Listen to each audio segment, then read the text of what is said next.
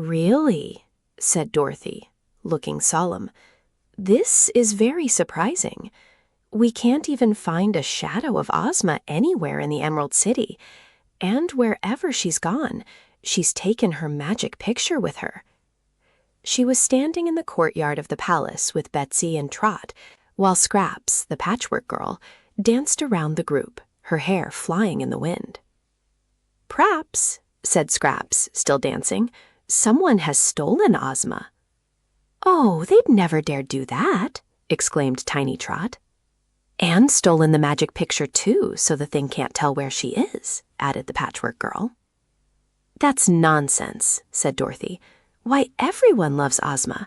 There isn't a person in the land of Oz who would steal a single thing she owns." "Huh," replied the patchwork girl. "You don't know every person in the land of Oz." "Why don't I?" "It's a big country," said Scraps. "There are cracks and corners in it that even Ozma doesn't know of." "The patchwork girl's just daffy," declared Betsy.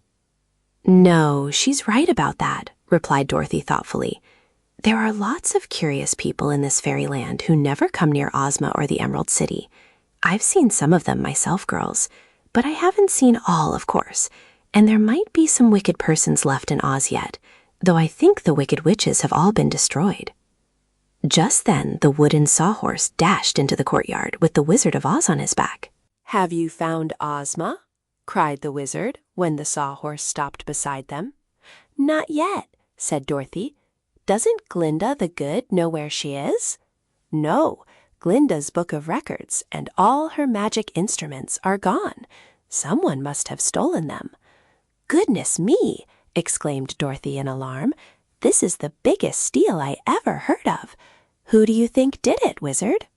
"I've no idea," he answered, "but I have come to get my own bag of magic tools and carry them to Glinda. She is so much more powerful than I that she may be able to discover the truth by means of my magic, quicker and better than I could myself." "Hurry then," said Dorothy, "for we've all gotten terribly worried." The wizard rushed away to his rooms, but presently came back with a long, sad face. "It's gone," he said. "What's gone?" asked Scraps. "My black bag of magic tools. Someone must have stolen it." They looked at one another in amazement. "This thing is getting desperate," continued the wizard. "All the magic that belongs to Ozma or to Glinda or to me has been stolen." "Do you suppose Ozma could have taken them herself for some purpose?" asked Betsy. "No, indeed," declared the wizard.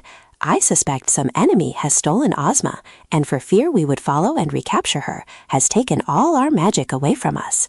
"How dreadful!" cried Dorothy. "The idea of anyone wanting to injure our dear Ozma. Can't we do anything to find her, Wizard?" "I'll ask Glinda. I must go straight back to her and tell her that my magic tools have also disappeared. The good sorceress will be greatly shocked, I know." With this, he jumped upon the back of the sawhorse again, and the quaint steed, which never tired, dashed away at full speed. The three girls were very much disturbed in mind. Even the patchwork girl seemed to realize that a great calamity had overtaken them all. Ozma was a fairy of considerable power, and all the creatures in Oz, as well as the three mortal girls from the outside world, looked upon her as their protector and friend.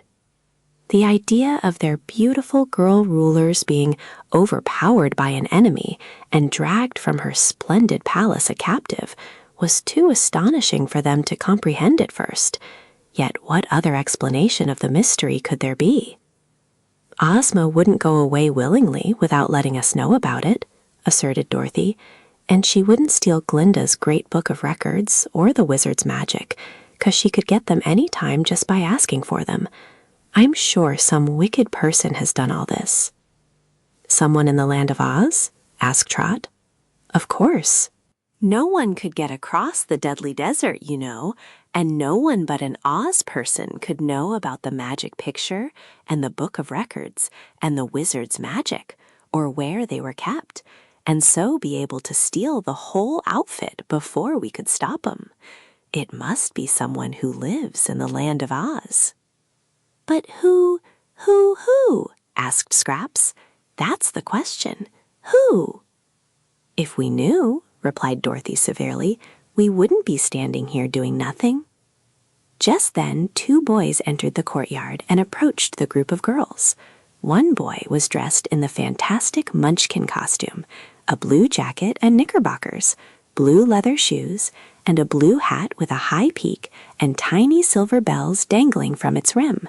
And this was Ojo the Lucky, who had once come from the Munchkin country of Oz and now lived in the Emerald City. The other boy was an American from Philadelphia and had lately found his way to Oz in the company of Trot and Captain Bill. His name was Button-Bright.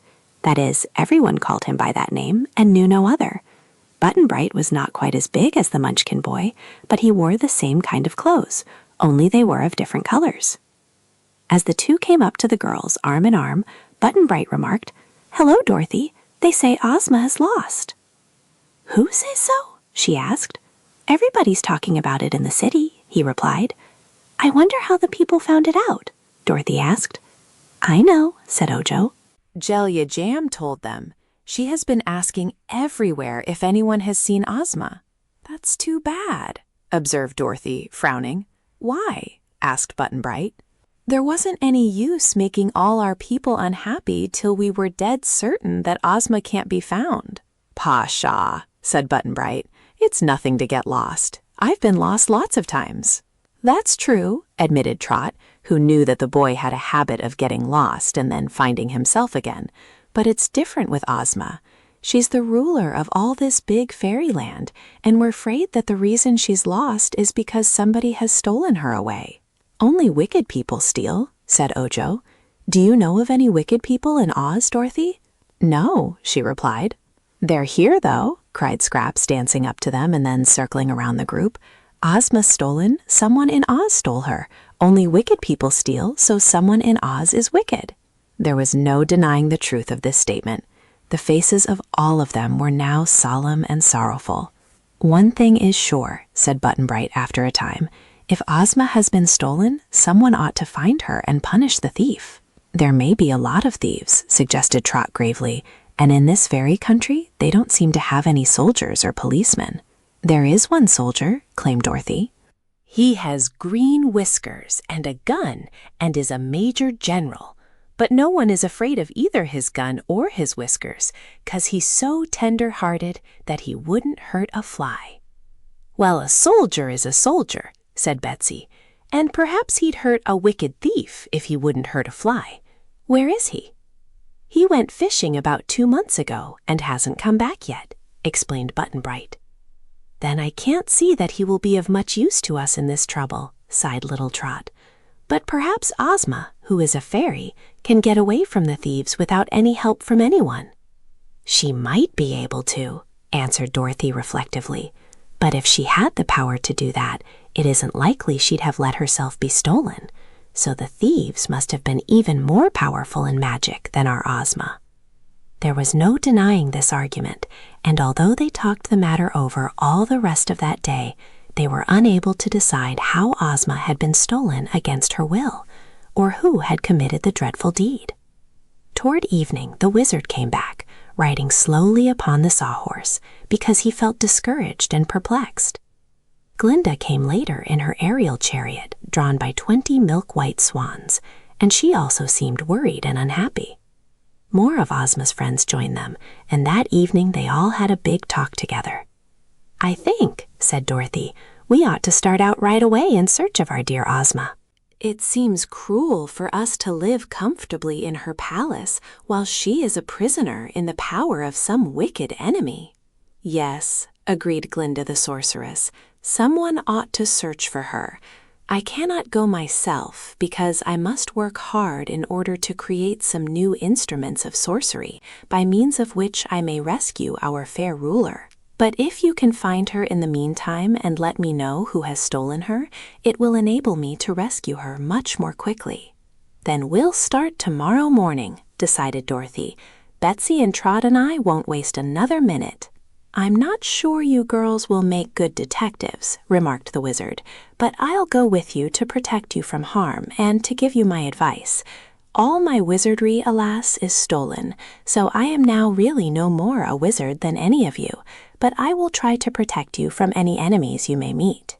"What harm could happen to us in Oz?" inquired Trot. "What harm happened to Ozma?" returned the wizard.